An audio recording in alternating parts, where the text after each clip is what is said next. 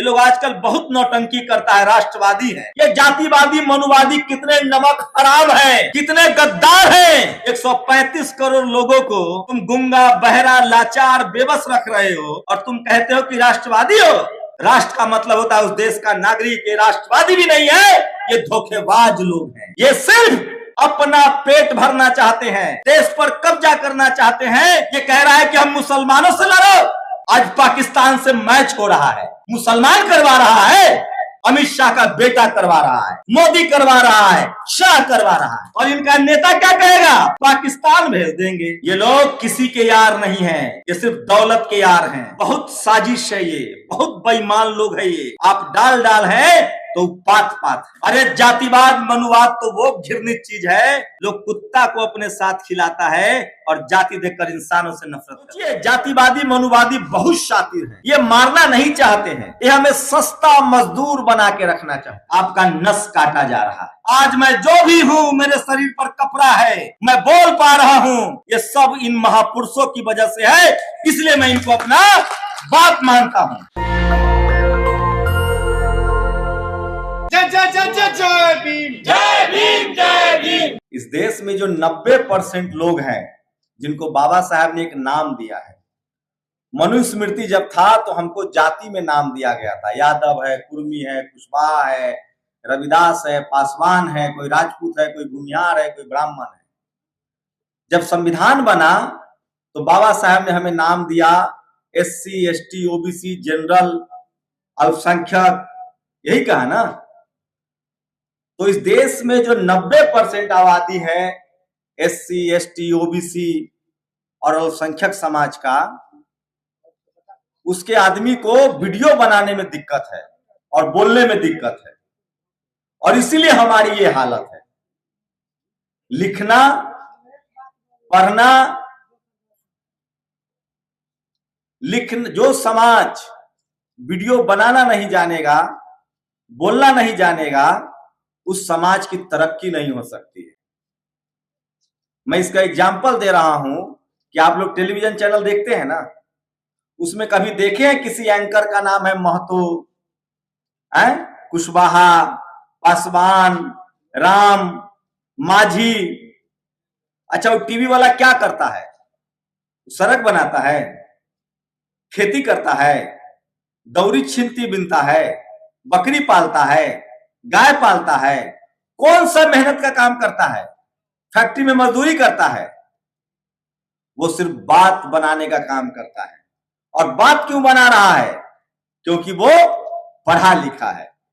तो इस देश के 90% लोग जो सड़कें बनाते हैं, जो कुर्सी बनाते हैं, जो ये बिल्डिंगें बनाते हैं, जो लोहे का काम करते हैं, चमड़े का काम करते हैं, सब्जी उगाते हैं, और अब जब बाबा साहब का संविधान लागू हुआ, पढ़ने लिखने का हक मिला, तो इसरो और नासा में वैज्ञानिक भी है, डॉक्टर भी है, इंजीनियर भी है, और इक्का दुक्का हम जैसा पत्रकार भी है।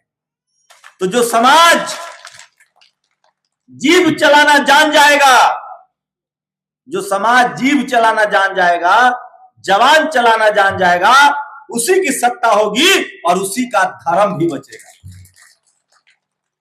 जब संविधान नहीं था तब भी धर्म था। हमारे बाप दादा भी किसी न किसी धर्म को मानते थे, लेकिन उनका तो भला नहीं हुआ पिछले 1000 साल में। भला कब हुआ हमारा? जब बाबा साहब ने हमें संविधान दिया, तभी हमारे शरीर पर कपड़ा आया। और जिन लोगों को नहीं भरोसा है, वो अपने पुरखों की जन्म कुंडली उघाड़ के दिखवा ले। अगर वो आज के समय में जो संविधान ने नाम दिया है, दलित, पिछड़ा, आदिवासी, किसान जातियां, वो अपने पुरखे का 500 साल का इतिहास देख ले, उनके पास कुछ नहीं था। लेकिन जैसी वो 1000 साल से पीछे जाएंगे तो उनके पुरखे राजा थे। सम्राट अशोक के वंशज है हम लोग। घनानंद था, चंद्रगुप्त मौर्य था, नाग वंश था, पाल वंश था, सब वंश था, राजा भी थे। राजपाट कैसे गया? जब इस देश में बौद्ध धर्म था, वो भी एक विचार था, वो भी एक धर्म था। तो इस देश में सोने की चिड़िया कही जाती थी, लोग व्यापार करते थे, घरों में ताले नहीं लगते थे। सम्राट अशोक का दौर हो, चंद्रगुप्त मौर्य का दौर हो, भारत ज्ञान विज्ञान का केंद्र था।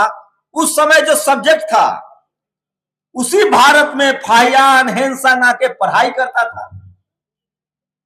अब आप कहिएगा कि हमारे पिताजी के पास हाथी था तो चला कैसे गया? उसी मनुस्मृति की वजह से चला गया। कोई आया होशियार आदमी, उसने सबसे पहले मनुस्मृति बनाया और फिर जाति बनाई, और हम जो राजा थे उन सबको जातियों में बांट दिया। पहले 4 ही कुल हुआ करते थे, शक वंश, नंद वंश, खत्तिय जो आज किसान जातियां हैं, 4 या 5 कुल थे। कोली वंश, भगवान बुद्ध थे शाक्त वंश के। कोई आया होशियार आदमी, उसने मनुस्मृति बनाया और हम सबको जातियों में बांट दिया। और जानते उसने क्या किया उस संविधान में? हमारे आईआईटीएन कह रहे थे कि उनको आरक्षण मिल रहा है, वो आरक्षण नहीं था उनका, वो बेईमानी थी, विशेषाधिकार था। उसके लिए कोई वोटिंग नहीं हुई थी। संविधान बना था तो संविधान सभा में 250 लोग थे, सहमति बनी थी, 2 साल से 3 साल बहस हुई थी, तब संविधान बना। मनुस्मृति पर कहां बहस हुई थी, हमको बताइए। तो वो उनका आरक्षण नहीं था, वो विशेषाधिकार था जो जाति के नाम पर था। उन्होंने जाति बना दी और बाकी लोगों को कहा, जो फूले साहब ने कहा है, वो विशेषाधिकार था उनका। और उसकी वजह क्या थी? जो फूले साहब ने कहा, विद्या बिन गति गई, गति बिन मति गई, मति बिन व्यापार गया, व्यापार बिना हम शूद्र कहलाए। उन्होंने कहा कि इसका शरीर तो है, लेकिन इसको सोचने समझने की ताकत खत्म कर दो और इसको स्कूल जाने से बंद कर दो। जो आदमी एक्सरसाइज नहीं करेगा, मेहनत नहीं करेगा, खाएगा नहीं, वो कमजोर और लाचार हो जाएगा। और जो आदमी खाएगा भी, मेहनत भी करेगा, लेकिन अगर उसके मस्तिष्क को एक्सरसाइज नहीं मिलेगा, पढ़ाई लिखाई ज्ञान विज्ञान से उसका नाता टूट जाएगा। तो देखे नहीं है हम लोग बहुत बड़ा बड़ा सांड भी नाच देते हैं। हमारे जो खेतियर भाई हैं, जो बहुजन समाज है, भैंस कौन पालता है? सांड बैल कौन नाचता है? हाथी का जो बागडोर है वो किसके हाथ में है? महावत के हाथ में। किस समाज का है? लेकिन हम लोग उसी तरह से हो गए। हमारा मानसिक जो ज्ञान था उसको छीन लिया गया जातियों में बांटकर, और नतीजा ये हुआ कि हमें पता ही नहीं चला कि हमें करना क्या है। और सोचिए, जातिवादी मनुवादी बहुत शातिर हैं, ये हमें मारना नहीं चाहते थे। मैं संविधान पर आऊंगा, बस 2 मिनट और। ये मारना नहीं चाहते हैं, ये हमें सस्ता मजदूर बना के रखना चाहते हैं। ये चाहते हैं कि सब्जी हम उगाएं, गाड़ी हम चलाएं, उनके घरों में बर्तन हम साफ करें। वो चाहते हैं खेत हम जोते, हल हम जोते, फैक्ट्री में हम काम करें, बिल्डिंगें हम बनाए, सड़कें हम बनाए, स्कूल भी बनाए और मंदिर भी बनाए, लेकिन हमको उसमें अधिकार न मिले। अब बताइए, एक मजदूर जो घर बनाता है वो रह पाएगा? घर बन के बिकेगा 5 करोड़ में, 10 करोड़ में। इसीलिए यहां मजदूर पैदा किया गया, सस्ता मजदूर। दुनिया भर में मजदूर है, अमेरिका में भी मजदूर है, लंदन में भी मजदूर है। वो घर भी बनाता है और वो घर भी खरीद सकता है। क्यों? क्योंकि वहां मालिक और मजदूर में तनख्वाह का अंतर बहुत कम है। यहां क्या है? ड्राइवर, सब्जी वाला, ठेला वाला, मजदूर, सफाई वाला, उसको इतना ही पैसा देना है कि वो आगे ही नहीं बढ़ सके। नंगा नहाएगा क्या और निचोड़ेगा क्या? वो इतना ही कमाए जिसमें वो लाचार और बेबस रहे और हम पर आश्रित रहे। और बाकी जो नौकरियां थी, जो पढ़ाई लिखाई वाली नौकरियां थी, पूजा पाठ वाली नौकरियां थी, उसमें इतना पैसा कर दो कि वो माला माल हो जाए, और उसमें हमारी हिस्सेदारी नहीं। हम सिर्फ सस्ता मजदूर थे। और इसी से निकालने का नाम है संविधान। अगर यह संविधान न होता तो आज जो दलित पिछड़ा, चाहे वो किसी जाति का हो, दलित पिछड़ा, किसान, आदिवासी और मैं कहूंगा अल्पसंख्यक समाज आजादी के बाद, वो भी आज सिस्टम का हिस्सा है, एसपी, डीएम, कलेक्टर बन रहा है, तो इस संविधान की वजह से। और दुर्भाग्य देखिए, ये जातिवादी मनुवादी कितने नमक हराम हैं, कितने गद्दार हैं। उसी संविधान से एसपी, डीएम, कलेक्टर, सीएम बन रहे हैं और उसी संविधान की जड़ खोद रहे हैं। अरे संविधान के भी सगे नहीं हैं। इस देश में चपरासी से लेकर चीफ जस्टिस तक जातिवादी मनुवादी लोग बैठे हुए हैं और वो उसी संविधान की ताकत से गए हैं, नहीं तो चाय वाले का बेटा प्रधानमंत्री नहीं होता। अगर ये संविधान न होता बाबा साहब का, तो राजा का बेटा राजा बनता, ये चाय वाला जाके प्रधानमंत्री नहीं होता, कोई जाके एमपी, एमएलए और विधायक न बनता। लेकिन सोचिए, समझिए, जो लोग दिन भर कहते हैं कि हम राष्ट्रवादी हैं, इस देश में 90% लोगों को गरीब बनाकर तुम कैसा राष्ट्र बनाना चाहते हो? आज के समय में आप सब पढ़े लिखे लोग हैं। आज जब युद्ध होता है तो लड़ाई फाइटर प्लेन से होता है, मिसाइल से होता है। हुआ ना ऑपरेशन सिंदूर। आज क्या स्थिति है? हमारे यहां न मिसाइल बन रहा है, न फाइटर प्लेन बन रहा है, न परमाणु बम बन रहा है, न रोबोट बन रहा है, न एआई बन रहा है। क्यों?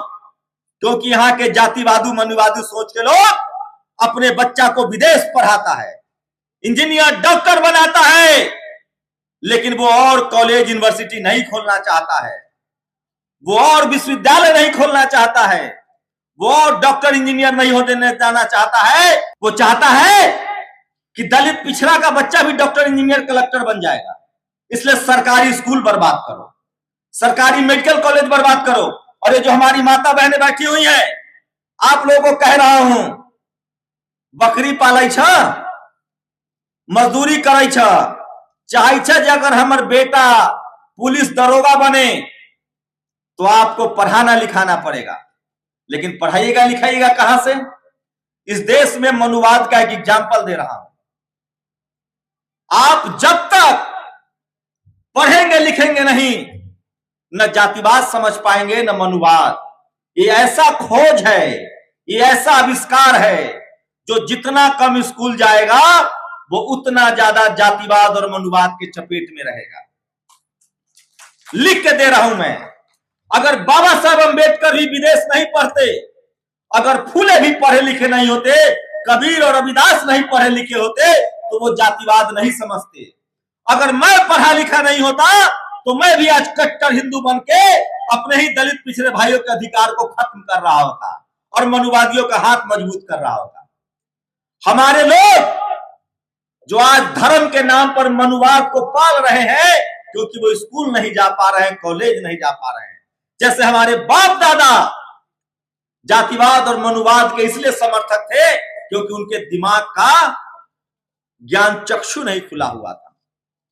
तो इस देश में जितना दलित पिछड़ा, किसान, आदिवासी, अल्पसंख्यक पढ़ता लिखता जाएगा, वो जातिवाद और मनुवाद से लड़ता जाएगा। और इस देश की विडंबना देखिए कि जो जातिवादी है, मनुवादी हैं, जो गरीब जातिवादी है, जो गरीब मनुवादी है, जो स्कूल कॉलेज नहीं गया है, वो हमारा कुछ नहीं बिगाड़ सकता है।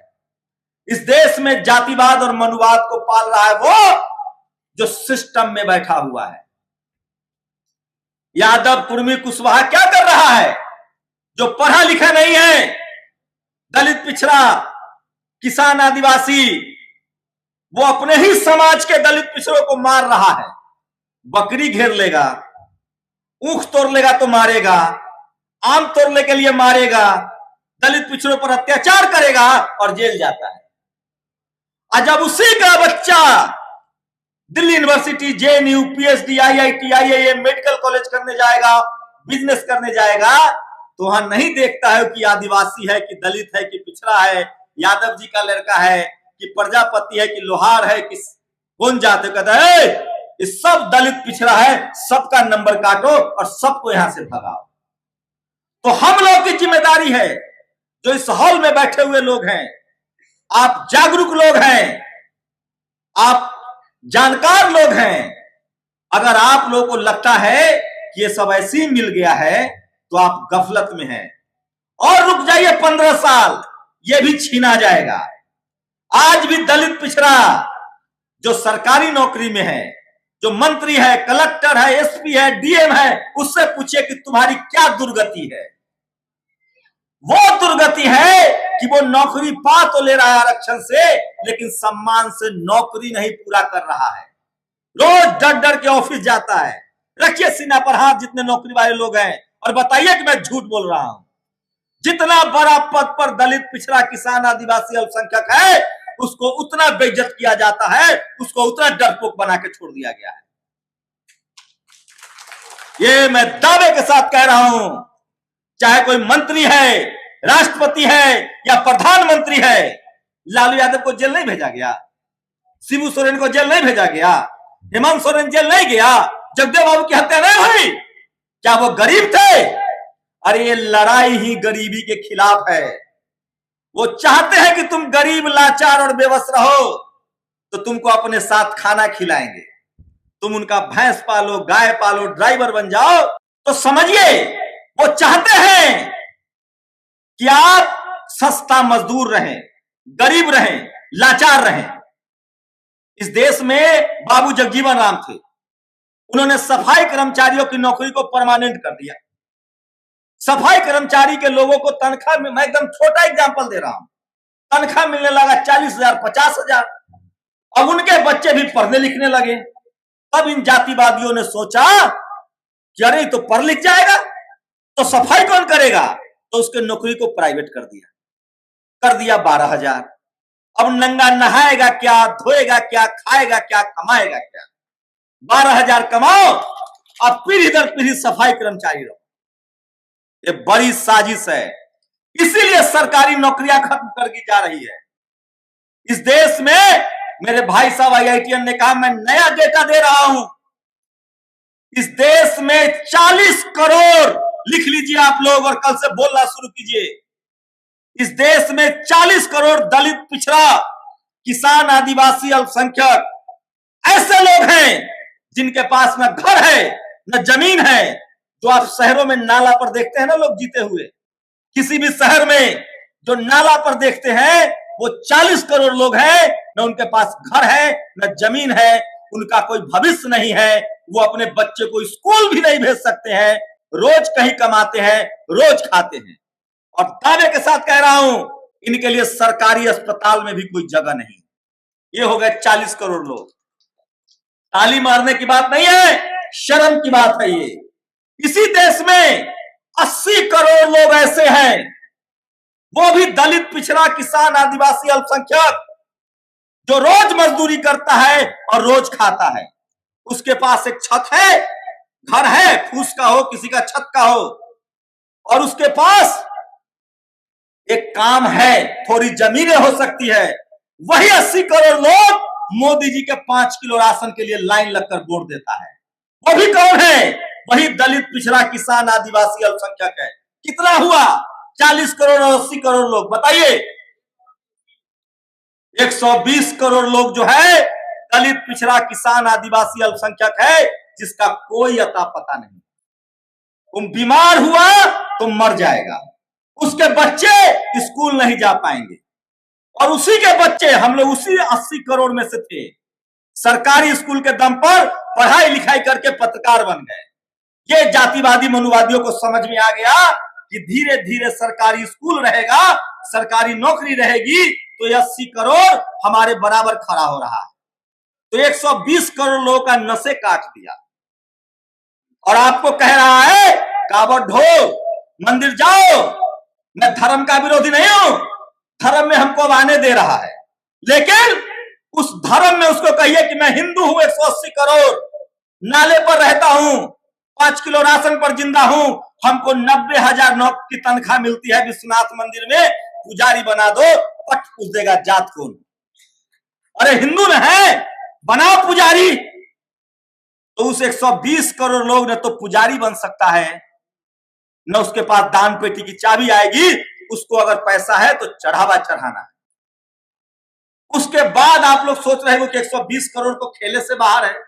अब आगे 15 करोड़ दलित, पिछड़ा, किसान, आदिवासी, अल्पसंख्यक जो हमारे आपकी तरह आज कुर्सियों पर बैठे हैं। हमारे पास नौकरी आ गई, थोड़ी जमीनें हैं, कहीं बिजनेस है, तो हम लोग अपने बच्चों को IIT, इंजीनियर, डॉक्टर बनाना चाहते हैं। अब इसका भी नस काटा जा रहा है, काट दिया गया। आज 1 लाख रुपया कमाने वाला आदमी अपने बच्चा को डॉक्टर नहीं बना सकता है, क्योंकि सरकारी अस्पताल में जगह नहीं मिल रही, आरक्षण खत्म हो रहा है, और प्राइवेट में आपकी औकात नहीं है 1 करोड़ देने की। आज 50,000 वर्ग कमाने वाला आदमी की औकात नहीं है कि वो दरभंगा जैसे शहर में जमीन खरीद ले। दिल्ली और बंबई तो दूर की बात है। इस देश में 1 लाख से 50,000 कमाने वाले आदमी की औकात नहीं है कि वो अपने बच्चे को अब प्राइवेट स्कूल में पढ़ा ले। आपका नस काटा जा रहा है और आपको लग रहा है कि हम तो ठीक है। ये जातिवादी, मनुवादी संघी कर रहे हैं धर्म का आड़ लेकर। अब बच गए इस देश की आबादी 150 करोड़, 15 करोड़ जो दलित, पिछड़ा, किसान, आदिवासी, अल्पसंख्यक जो लड़ाई लड़ रहा है, जो संविधान की लड़ाई लड़ रहा है, चंदा देकर ऐसे कार्यक्रमों का आयोजन करा रहा है, जो आपके तरह जागरूक हो गया है, जो इस सभा में बैठा है, इसको फिर से मजदूर बनाना है। और इसीलिए आपकी वोट चोरी की जा रही है। न रहेगा बांस, न बजेगी बांसुरी। ये लोग वोटे के लिए 5 किलो राशन देना पड़ रहा था, वोट चोरी कर लो। और 15 करोड़ जो इस देश में लोग हैं, उनका तो भाई साहब हाथ, कर, सर सब घी में है। जमीन उनकी, शहर उनका, नौकरी उनकी, सारे व्यापार उनके, सिनेमा में हीरो हीरोइन वो, खिलाड़ी वो, सारे ऐसे पद जहां पैसा और सम्मान है, उनका कब्जा है। और जो उनका गरीब बच गया है, उसको भी इकोनॉमिक वीकर सेक्शन का रिजर्वेशन दे दिया गया। आप बताइए।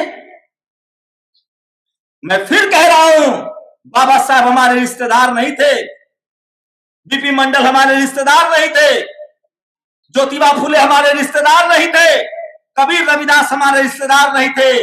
आज मैं जो भी हूं, मेरे शरीर पर कपड़ा है, मैं बोल पा रहा हूं, मेरे माँ बाप ने सिर्फ पैदा किया था। उनको इतनी समझ नहीं थी कि मैं एक बेहतर नागरिक और अच्छा इंसान कैसे बनूंगा। ये सब इन महापुरुषों की वजह से है, इसलिए मैं इनको अपना बाप मानता हूं। क्योंकि हमारे माँ बाप उस काबिल नहीं थे कि वो हमारा भविष्य सोच पाते। अगर बाबा साहब न लड़े होते, लालू यादव, मायावती जी, कांसी राम, तमाम बहुजन नेता नहीं लड़ा होता, तो ना आज हम इस हॉल में बैठे होते और न हम सड़क पर चल रहे होते। हमको गाली दी जाती थी और मारा जाता था। तो हमारे लिए आजाद देश में 2 ही चीज हमारे हिस्से में आई। इस देश के 90% लोगों के हिस्से में 2 ही चीजें आई, एक संविधान और एक वोट का अधिकार। लेकिन जब वोट का ही अधिकार नहीं रहेगा तो संविधान क्या करेगा? इसलिए मैं कह रहा हूं, चुनाव भी है और जागरूकता फैलाना पड़ेगा। अगर आपको लगता है कि नैया डूब रहा है और हम अपना पोटली लेके बैठे हुए हैं, तो जब नाव डूबेगा तो आप लोग भी डूबेंगे। इसलिए समय है कि अगर चाहते हैं कि जैसे आपके बाप दादा लाचार, बेबस और गरीब थे, 1000 सालों में जो गरीब बनाया गया, आपके बच्चे भविष्य में गरीब, लाचार और बेबस ना हो, तो अभी से बोलना, लिखना, पढ़ना शुरू कीजिए और संविधान में मिले अधिकारों को घर घर तक पहुंचाइए। नहीं तो लिख के दे रहा हूं, अगले 10 साल में जो 15 करोड़ दलित, पिछड़ा, किसान, आदिवासी, अल्पसंख्यक एसपी, डीएम, कलेक्टर बन के घूम रहा है, उसके बच्चे ना फिर से मजदूर हो गए तो हमारे नाम पर कुत्ता पाल लीजिएगा। अरे जातिवाद, मनुवाद तो वो घृणित चीज है, लोग कुत्ता को अपने साथ खिलाता है और जाति देखकर इंसानों से नफरत करता है। और सोचिए, जो हमारे छाया से डरता था, जो हमारे हाथ का पानी नहीं पीता था, जो कहता था कि छोट जात है, नीच है, धर्म में मंदिर जाना तो दूर, जो हमारे परछाई से भागता था, अगर वोट की ताकत न होती तो हमारा गुरधरिया न करता। अब ये सब तो समस्या हो गई, कि ये समाधान क्या है? बहुत साजिश है, ये बहुत बेईमान लोग है, ये आप डाल डाल है तो पात पात है। इसका एक ही समस्या है, बाबा साहेब का संविधान, जिसको रोज बदलने की कोशिश हो रही है। अगर हमारी संख्या ना होती, अधिकार, ये वोट का अधिकार सबसे अंतिम अधिकार था। आपको क्या लगता है कि जिस देश में चपरासी की नौकरी में बेईमानी होता है, वहां सीएम पीएम बनने के लिए बेईमानी नहीं होता होगा? अरे बताइए, बोलिए जोर से। जिस देश में एगो चपरासी बनने के लिए बेईमानी होता है, जिस देश में 1 किलो गेहूं बेईमानी करता है, 5 किलो के बदले 4 किलो राशन देता है, वो एमएलए एमपी बनने के लिए बेईमानी नहीं करता होगा? लेकिन बाबा साहब ने संविधान में चेक एंड बैलेंस दिया था। बाबा साहब ने कहा था कि सबके ऊपर सब रहेगा।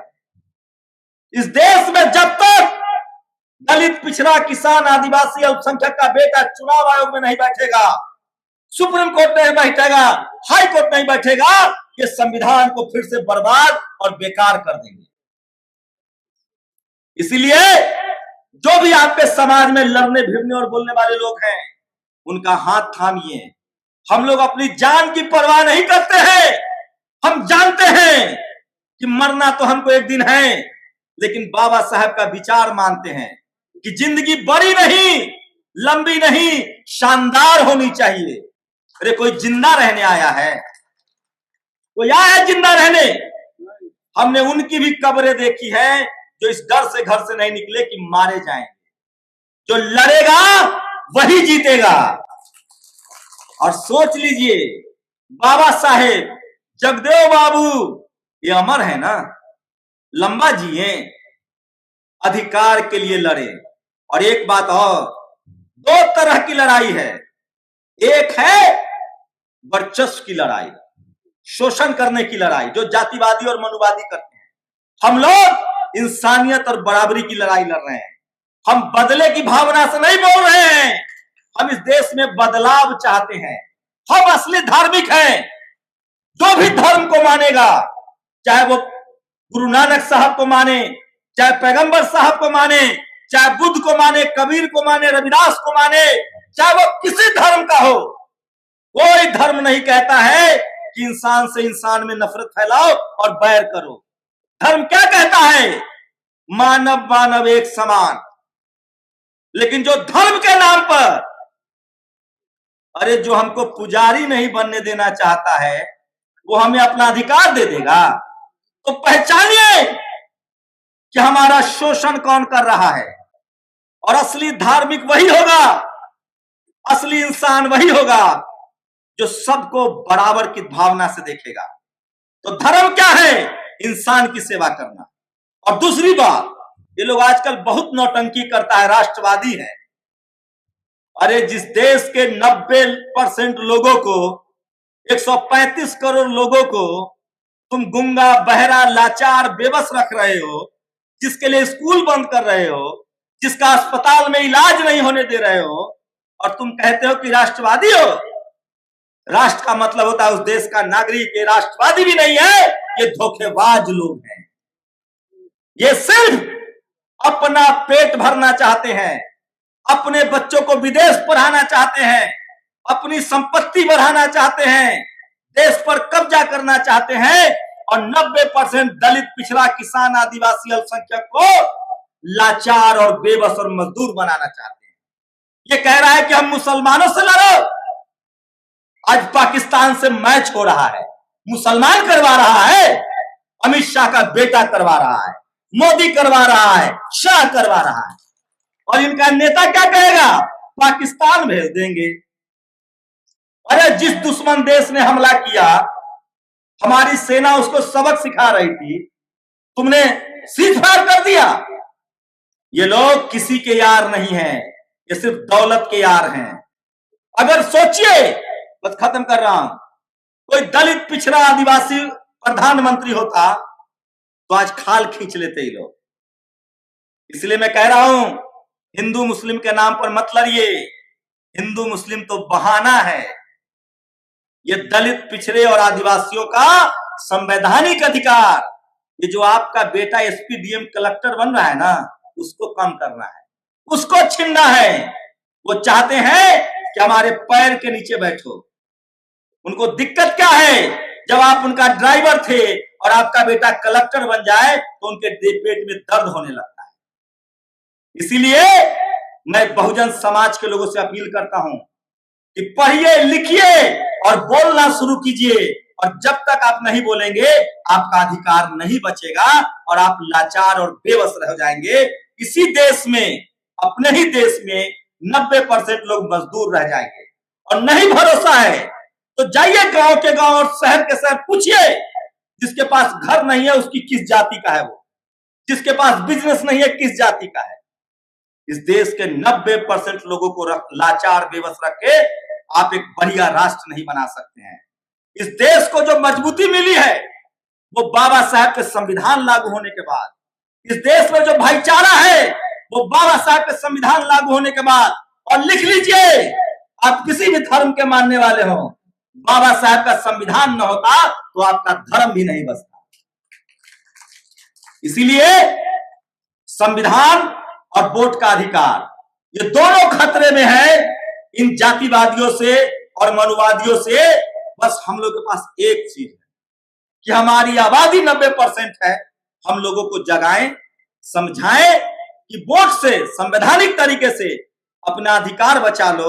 इस देश को बेहतर देश बनाना है और इसके लिए जरूरी है कि हम संवैधानिक तरीके से अपना आंदोलन चलाएं।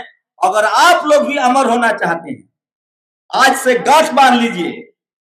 कोई दुनिया में आदमी नहीं है जो अपने बाल बच्चा के लिए पैसा, धन, संपत्ति छोड़ के नहीं जाता है। टाटा भी गया, बिरला भी गया, अंबानी भी गया, अडानी भी गया। 5 पीढ़ी के बाद लोग नाम भूल जाता है। अगर आप अमर होना चाहते हैं फूले पेरियार अम्बेडकर की तरह, और चाहते हैं कि पीढ़ी दर पीढ़ी जब तक दुनिया रहे, सम्राट अशोक चंद्रगुप्त मौर्य की तरह, शिवाजी की तरह, साहू जी महाराज की तरह अमर होना चाहते हैं, तो समाज का जिम्मा उठा लीजिए, सामाजिक आंदोलन को चलाइए। आपको कोई नहीं मार सकता है। तो बोलिए मेरे साथ, जय संविधान, जय संविधान, जय संविधान, जय संविधान, जय भारत, जय भारत, जय संविधान, जय संविधान, जय भारत, जय भारत। बहुत बहुत शुक्रिया। नेशनल दस्तक की आपसे गुजारिश है कि अगर इसको बचाना चाहते हैं तो नेशनल दस्तक को सब्सक्राइब करने के लिए रेड कलर के सब्सक्राइब बटन को दबाएं, फिर बेल आइकन की घंटी दबाएं। नेशनल दस्तक को बचाने के लिए बहुत जरूरी है कि हर खबर को शेयर करें, लाइक करें, कमेंट जरूर करें।